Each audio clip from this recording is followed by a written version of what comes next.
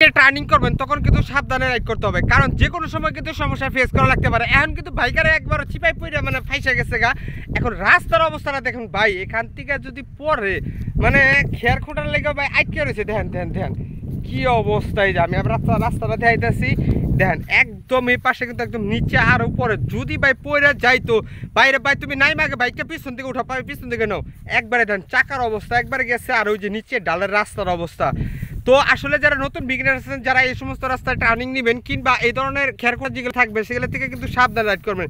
Bike কিন্তু 19-20 বাইরে ভাই কিন্তু পড়ে দেবো, ধরতে হইব। দাঁড়াও দাঁড়াও দাঁড়াও দাঁড়াও, আল্লাহ দেখো সে অবস্থা। আসলে ভিডিওটি সম্পূর্ণ এন্টারটেনমেন্ট। যারা নতুন বিগিনার আছেন তাদের উদ্দেশ্যে বলতেছি ভাই এরকম অবস্থা রাখবেন। আর বাইককে অবশ্যই আপনি কীভাবে কন্ট্রোল রাখবেন সেটা কিন্তু আপনার উপর ডিপেন্ড করে, তারপরে কিন্তু আপনি বাইকটি রাইড করবেন। কারণ ভাই কোনো সময় বাইকটি কিন্তু পড়ে যাবে। আর এই পাশে যে কোনো সময় কিন্তু হতে পারে। আর বৃষ্টির সময় তো এই রাস্তা আসাই যাবে না, সাবধানে রাইড করবেন যারা নতুন বিগিনার আছেন।